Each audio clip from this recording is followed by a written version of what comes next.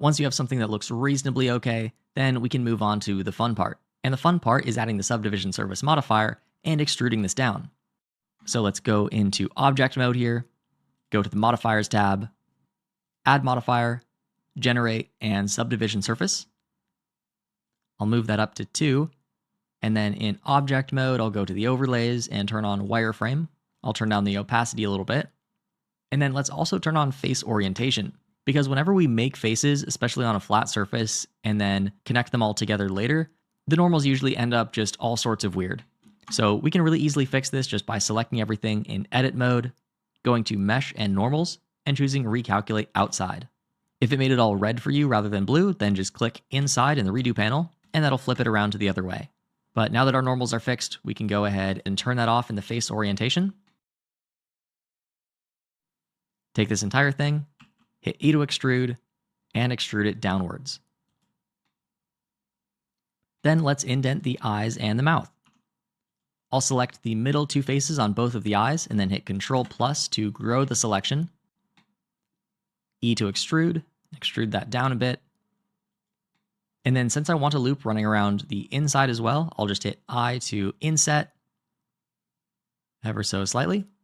And then we can also use Ctrl+R to sharpen it up towards the top a little bit. Just like that. And then if we want to make the corners of the eyes a little bit more sharp, then we can just start to use a crease. I'll turn off my subdiv just for now so I can actually select the correct edges. Let's select those 2, just like that. And then turn subdiv back on for edit mode. Go to the edge menu or Ctrl+E, and then choose edge crease, or use the hotkey Shift-E. Then pull your mouse out a little bit until those sharpen up. Usually I don't want to go all the way to 100%, because that doesn't look that great, but we can move it in a little bit. And you'll see that doesn't really work with the edges above it because these are not creased.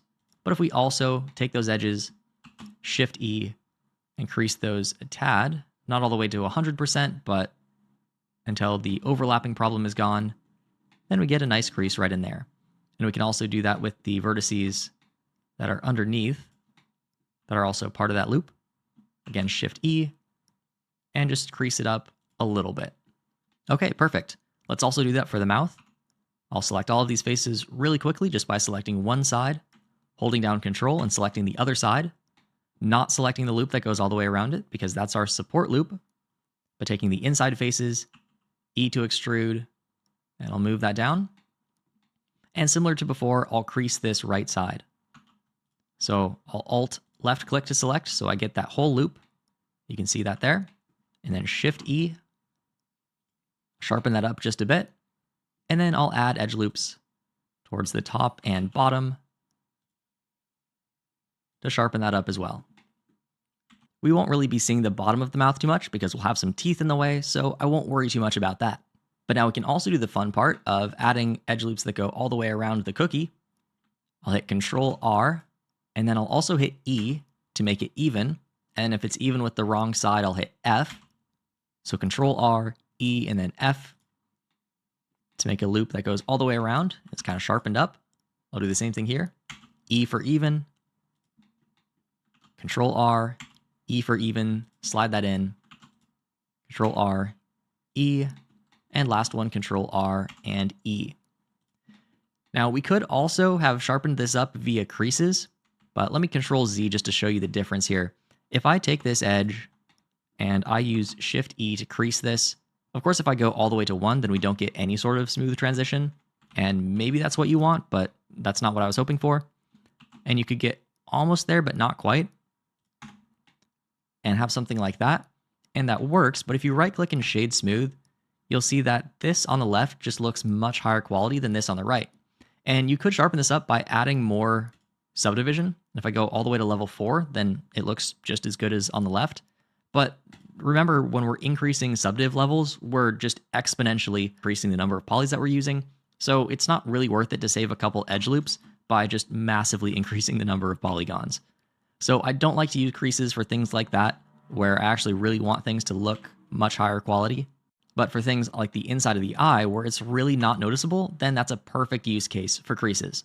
But with that, then we've finished the main part of the shape, and the rest of it is going to be really easy. We just need to make the teeth and the eyes.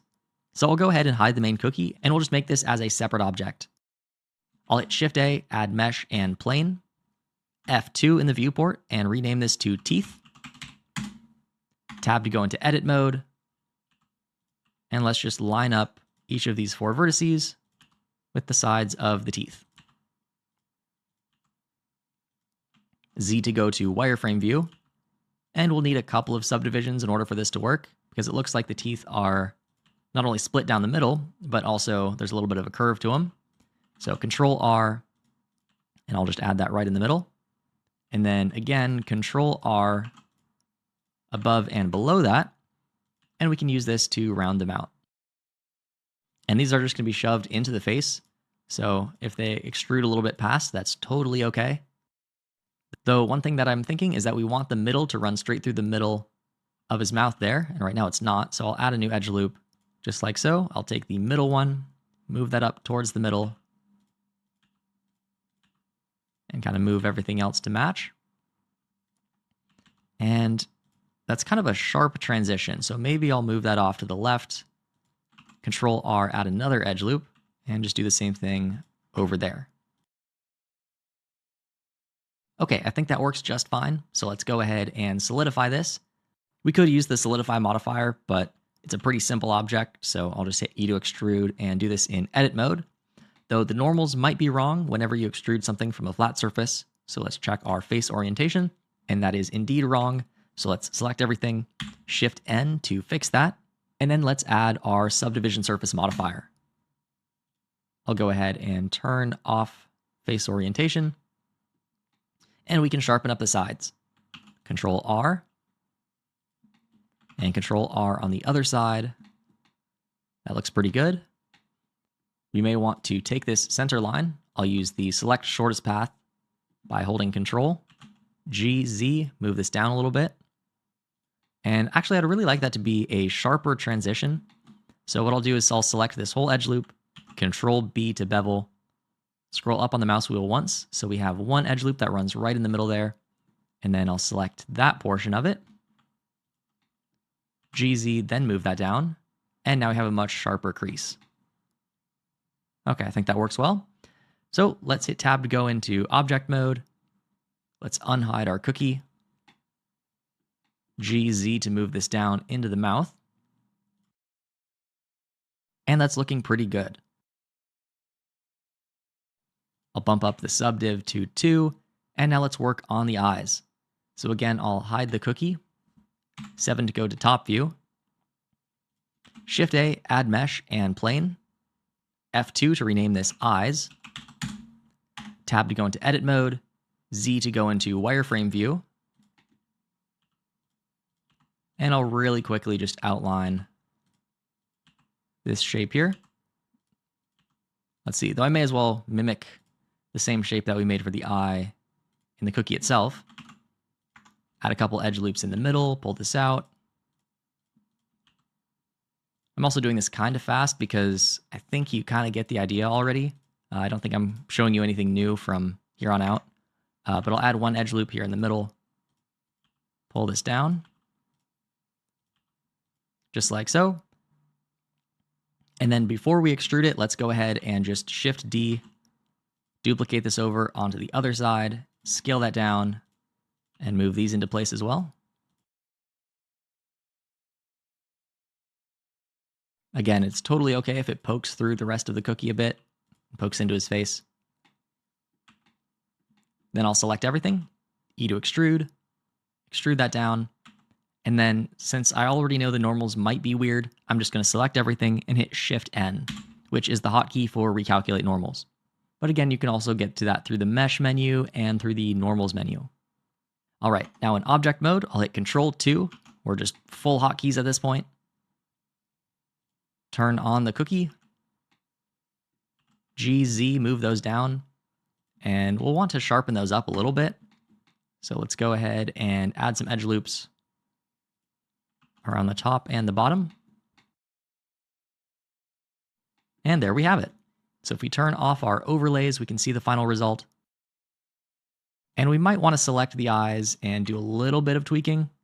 There's always some last minute tweaking.